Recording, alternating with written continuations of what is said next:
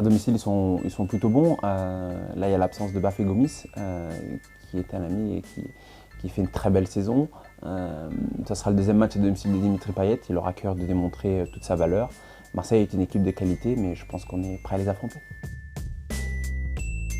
Déjà, il y a toujours eu des bons joueurs qui sont sortis du championnat de France. Ça, c'est quelque chose qu'il faut mettre en valeur, parce que le championnat de France a toujours regorgé d'incroyables talents qui se sont ensuite imposés à l'étranger comme des joueurs de classe mondiale.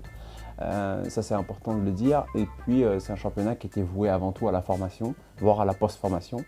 Et aujourd'hui, il y a des clubs, il y a des investisseurs, notamment étrangers, qui sont arrivés à la tête des clubs et qui ont décidé d'investir de manière conséquente. Il y a aussi des capitaux étrangers qui sont rentrés dans les clubs, comme à Nice ou à Lyon. Donc ça amène une force financière supplémentaire. Et voilà, donc une concurrence qui est plus accrue aussi pour les places européennes. Parce qu'aujourd'hui, tu as un Paris Saint-Germain qui est costaud financièrement, tu as Monaco qui est costaud, tu as Lyon, tu as Marseille, tu as Nice, tu as Lille aussi qui a des ambitions, tu as des clubs sains et stables comme Bordeaux et Saint-Etienne. Donc voilà, il n'y a pas 10 places européennes quand même. Et il y a Rennes aussi.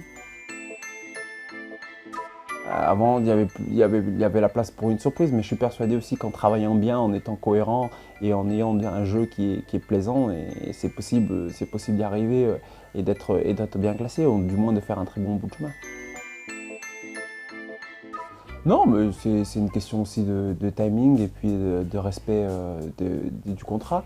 Et puis, j'ai toujours dit au club que je ferai le maximum tant qu'on aurait besoin de moi.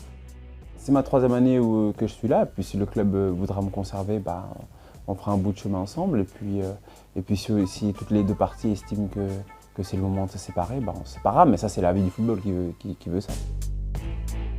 Non, non, absolument pas. Et puis moi, j'ai pas joué dans le Manchester City d'aujourd'hui, hein. J'ai joué dans le Manchester City qui était au milieu de tableau de Première Ligue. Puis les investisseurs sont arrivés et puis le projet a été mis en marche. Mais voilà, non, je ne fais pas de regret. Non, mais je le revendique pas, mais j'estime que ce sont des choses auxquelles je suis sensible, des choses qui me touchent et qui peuvent aussi euh, être, qui peuvent aussi surprendre par moment d'en parler, mais je suis l'actualité comme un petit peu tout le monde, et puis il y a des choses, je suis moi-même fils d'immigré, donc il y a des choses que je peux comprendre dans la difficulté qu'ils peuvent avoir et dans les difficultés qu'ils peuvent rencontrer. Donc je me retrouve un petit peu en haut. Ça fait partie tout simplement de moi, ça fait partie de ma vie, ça fait partie de ce que j'ai vécu, de ce que ma famille a vécu, tout simplement. Et à partir de là aussi, il n'y a pas de honte à avoir. J'assume totalement tout ça et ça fait partie de mon existence.